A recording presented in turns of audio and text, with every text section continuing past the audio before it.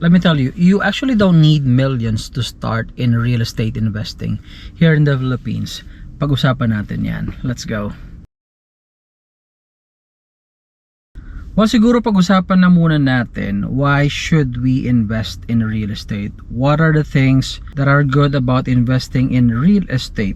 Paano ito nakapagpa-improve ng buhay? Now, una, when we talk about real estate, it equates to long-term wealth and appreciation. There's a good reason why most business people or most wealthy people in the Philippines, they invest their money. Not all, maybe, but at least I believe for the majority of their wealth, they invest it in real estate. And there's that good reason. It's because of the appreciation of the property. They get to enjoy, the benefit of putting their money onto real estate and reap the rewards after a couple of years, because the investment has gone up, nag-increase yung property price, and they get to enjoy that, especially when their tagapagmana get to enjoy the property price at that certain period of time pagka binibenta nila, because it has already appreciated that much that they're already liquidating their investment.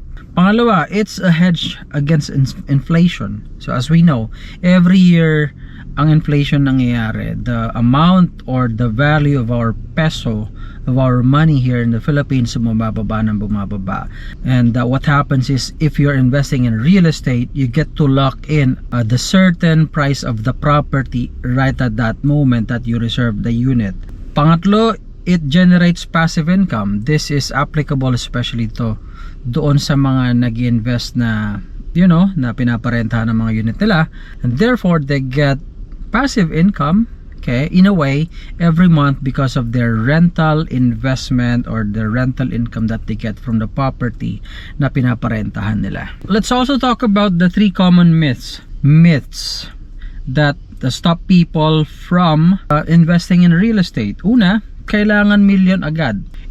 This is, I guess, kind of normal in a way, because especially I work with Ayala Land, and for most of our properties, especially dun sa luxury and the upscale brands, which is the Alveo Land and Ayala Land Premier, talagang nagmamahalan naman yung mga property natin. So there is that certain market that the brand targets. But even so, with that, there are some projects, especially with the Alveo brand, that you can actually buy a property, pay for the down payment in installment payment term for a couple of years, even pay for like around 20,000 pesos. Akala ng madami, when you talk about Ayala Land, you have to spend at least 50,000.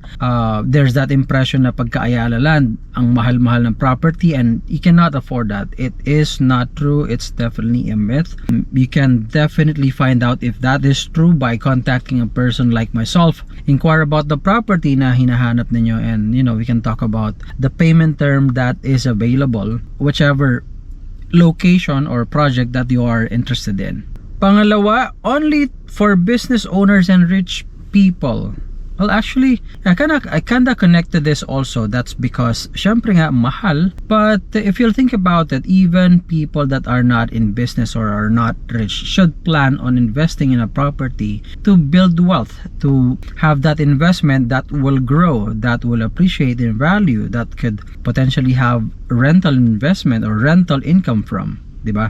Pangatlo, isa pa to, too risky. It's not totally true though, because especially if you are investing in properties or companies or developers that has the reputation of delivering great quality products, great quality projects, units, those kinds of things, that has the potential of growing the property price, or proven track record of delivering such potential or such appreciation of the property, then you'll eliminate that too risky part of investing in real estate. So I again worked with Ayala Land, and the company is known for delivering good quality products. In fact, it's the best developer as far as I know that you can invest in your money. Kaya the risk is less. Okay, in fact, I can even name a property na ang nang-Ayala Land na alam mo yung nag-stagnant ang presyo for whatever reason it is.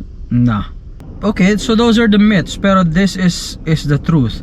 You can start with flexible payment terms, or you may want to invest in pre-selling projects. So pre-selling, normally the property will be built for condos. The property will be built like in 5 years pa. So right at the launch of the project, you may want to invest early, and that way you can maximize the amount of property appreciation that you'll enjoy, especially once the property has been turned over already. So that is my suggestion. Invest while it is early. If you can be like the first 100 owner of the property, it will be better, because normally these developers, they do their price increases once they reach a certain timeline of the property that they are buying. In our case, like say for example, in one of the projects that we have in Katipunan under Avida brand, this property is going to increase its price probably when it reaches 200 units sold. So right now we're already close to that, so we can probably have like 2-3 weeks. The property price of this project is going to go up in value.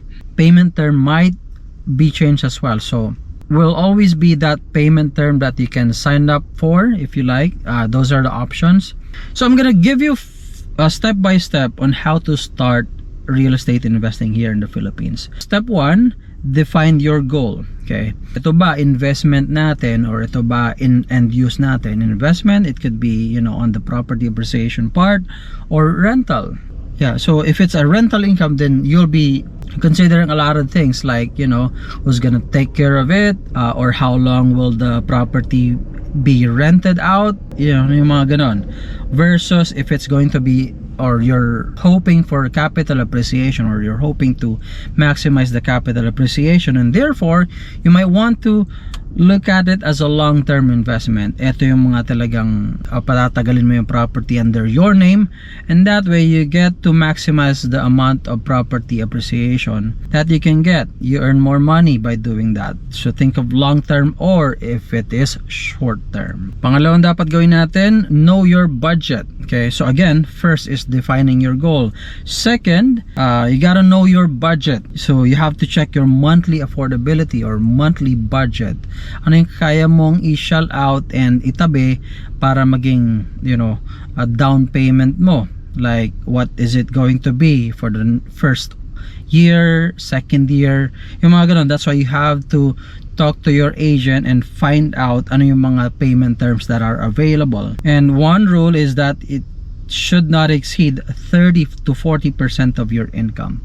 So let's say 100,000 pesos ang income mo, your property or your down payment mo or your monthly payment amortization mo should not go over 40% of your income. So it should not go over like 40,000, because if not, of course, in some cases possible naman, it's just that you really have to cut down on a lot of things in your life. So you have to also take into consideration the reservation fee. Normally that is going to be somewhere mga 25,000 to 50,000 to 80,000, depende sa binibili natin na condo or house and lot. At syempre, again, the down payment and then the monthly amortization. After the down payment with the developer, then you get to be paying your monthly amortization sa banko if that is something that you will be doing.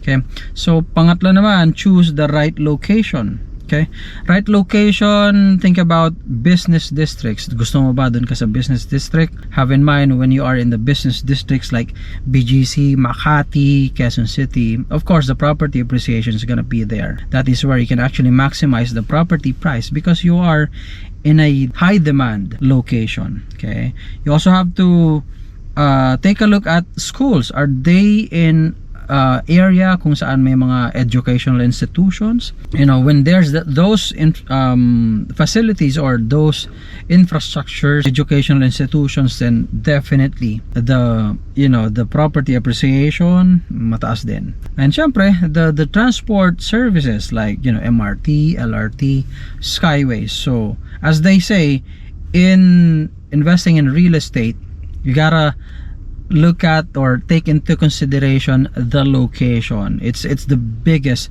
driver of value ng mga real estate investment natin. Okay? So number 4, pick the right developer. Okay? Trusted names. I'm proud to say that I work for the company Ayala Land, and I represent all the 4 brands of Ayala Land right now. So that is Amaya Land, Avida Land, Alveo Land, and Ayala Land Premier. So I am with the international team, so I cover all the brands, not specific only to just one brand of Ayala Land. So I can be able to help you whichever kind of project that you are looking for. Okay, so yeah, go with the trusted names, because again, there's that potential. Always the potential is higher, and you'll not be worrying about baka hindi ma-deliver yung project or yung unit ko, or baka may ibang nagmamay-ari, kasi in the past may mga ganong cases, ibang nagmamay-ari ng unit ko aside from me. It's not gonna happen here in Ayala Land. 5, choose the right property. So here you think about, is it going to be a condo? Is it going to be a house and lot? Would you like a pre-selling or ready for occupancy units? Briefly lang, pre-selling, of course, you have that flexibility for payment terms. Pag RFO, wala na masyado, because RFOs, basically, you have to, like, in a way, pay it in full before you can move in. And that is where you need an immediate bank loan application. We'll talk about that in the future, but that is the difference, okay? And then 6, study the numbers. You gotta compute the monthly cash out, the monthly amortization, the monthly down payment muna pala before amortization with the bank. You have to take that into consideration. Also, you have to think about potential rental income. So you ask around, ask your agent, ask your broker about how much is the monthly rental in that area. Well, in some cases, yung monthly rental niya halos nakapareho na doon sa magiging monthly amortization mo or monthly down payment mo, and that is sometimes okay, because instead of you shelling out the money, especially once you're done, and especially after paying a couple of years for your down payment, and here's your unit now being turned over, pwede mo nang parentahan, and rental will be used now for paying the monthly amortization of your condo unit. Okay, so you also compute that. Syempre, susunod ROI. Now, how do you get the ROI? Briefly, you're gonna ask your agent, okay, if the agent is honest, hopefully, i-launch yung property. So that will give us an idea from when we are buying, kumusta kaya, kikita pa ba ako? That is if you are considering property appreciation as your you know, as for your investment. So basically, you'll be asking yourself, will this property pay for itself? Okay, or kaya ko pa, ma-afford ko ba to? So yeah, those are the things, those are the steps. Now let's talk about mistakes naman. So unang mistake, ito, buying based on emotion only. So yeah, syempre pagka emotion, hindi na tayo nagkukwenta. We don't intend to be using our heads, and that is risky, because we might be doing the wrong, or you know, we might be doing the wrong decision dahil hindi natin pinag-isipan maigi. You have to sit down and talk to your husband, or kung single ka, you have to do some computation, take into consideration again your monthly salary and, you know, compensation and those kind of things, to really figure out if this is the right unit for me, or if it's the right location for me. Because, you know, there will always be option. Okay, you can ask your agent, your broker. If that happens to be me, I'll become a consultant para naibibigay natin yung right property para sa'yo, the right payment term for you. Okay, and that way, hindi ka maipit sa budget, mahirap yun. Also, ignoring location. As always, lagi yung tinitignan. That's why the Ayala properties, starting from Avida, these are the properties that's located in the very accessible area. That's because, syempre, pagka mas accessible, mas madali ang buhay natin, and when the time comes na ibebenta na natin yung condo natin, mas madali siyang ibenta because it is accessible, and we can even dictate higher pricing. Pangatlo na mistake, not checking total cost. So basically, Normally total cost is nandun naman sa computation yan. A detailed computation, you can ask questions why, anong mga numero na to. Your agent must be able to explain bawat mga numero do sa sample computations natin. Okay? So here's another thing, overstretching budget. Ito yung sinasabi ko, you really have to sit down and see kung pasok ba yung budget natin doon sa 30 or 40% na disposable income natin. Because if not, if you are looking at your monthly payment of somewhere it's getting like 70% of your income, peligroso yon unless you have someone that you'll be co-paying or you're co-owning with. Then mahirapan ka if walang ganon, if it's your solo. And then last mistake is not consulting a professional. Okay, I am already in the real estate business for 14 years. I was able to help a lot of clients as well in their investment journey, and I'm confident that I will be able to help you. So if it's always good to talk to a professional, because this is what we do. We can be able to give you some information that you can use for your decision making.